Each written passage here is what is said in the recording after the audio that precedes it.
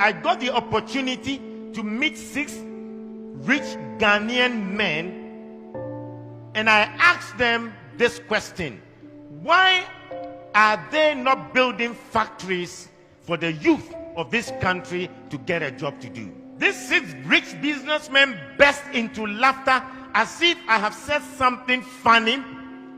Then one said, the people shouting no food, no jobs are all thieves. The writer said, I said, really? I was shocked.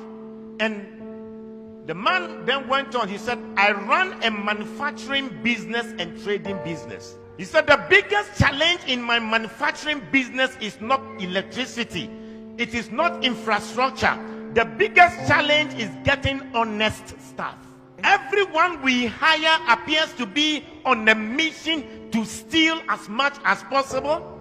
They will inflate invoices, recording less than the actual number of units produced. The worst part of it all is that all the fraud we have uncovered is not done by a single person. It is usually many staff who collude with each other, from the production line to sales to finance and even to top management.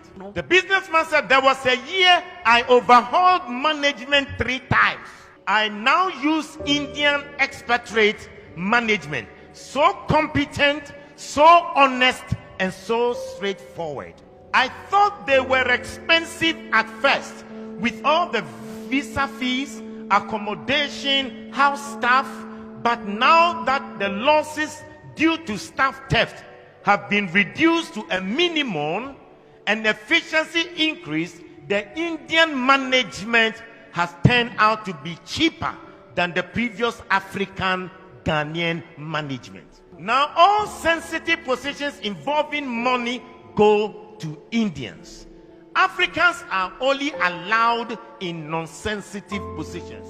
This is what the businessman further said. I used to criticize indigenous African companies like Dangote Group that hire so many Indians when there are many unemployed Africans. But now I understand their painful decisions. He said, my biggest challenge in the trading business is the same. In other words, he has a trading shopping business, and he said, it is getting honest staff.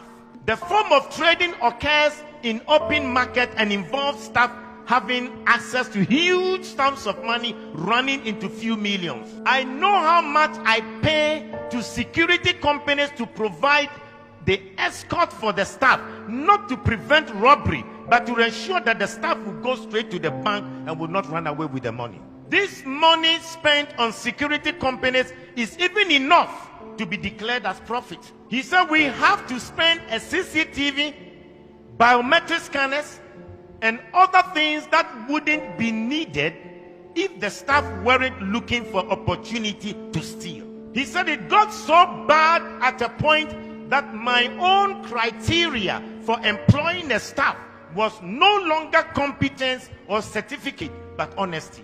At least competence and skills can be learned, but once you are dishonest, you are dishonest. He said we always complain of the economy and how there are no jobs. I know people abroad who would have loved to set up job creating businesses in Ghana, but they can't because they can't get a trustworthy person to manage the business. He said, I know people in Ghana with so much money, they want to start factories and other job creating businesses, but they can't because they are occupied elsewhere and they can't get any trustworthy person to run the business. Instead of investing in the real sector and creating jobs, they would rather buy treasury bills and keep their money than opening a business to employ Ghanaians. He said Dangote can open a shop and businesses in every African country in this world, but the problem is that they can't find good people and honest people to manage. He said their biggest problem is top government officials, the dishonesty between government officials that is preventing Africa to become better. He says start a small farm and they start a small poultry farm, and they will steal the eggs. He said if they don't steal the eggs, they will intentionally kill the chicken and the fowls, and then they will ask you if they can take it home. That's an entertainment center or a game center, and then the money will go into the pockets of the workers. He said the day the sales will go very high, that is when the business owner is there himself. He said they forget that they are eating your money, but they are also eating their future. Buy a car and let somebody run it as a taxi, and then they will finish you. Start a restaurant, and the people will take half of the foodstuffs into their house for food. He said even the small business shop, the small kiosk in town, people will still find a way to steal from the shop owners. The worst thing that happens is that they will make this code that that every person eats from where he works. They will justify the stealing. He said, I usually say the reason most Ghanaians haven't stolen billions of money is that they haven't gotten the opportunity. How can a businessman say that he managed his company and the Ghanaians he employed were running down the company? And they would rather prefer Indians to be top managers. And these Indians are managers that they are honest, they are straightforward.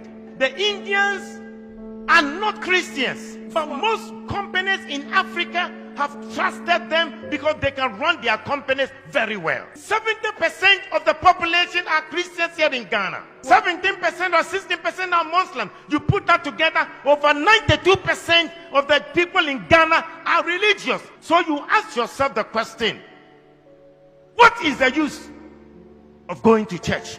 What is the use of their being religious? And yet Hindus who are not Christians are more straightforward and honest to sustain a business than the people who come to church on a Sunday. We are our own enemies. The businessman said, you wonder why there are no jobs? The people you meet them on the streets, if they are asking for a job, you employ them today. Tomorrow they will run your company down. You employ members from your church and they will destroy your business for you. We are the Judases, betraying one another. We are our own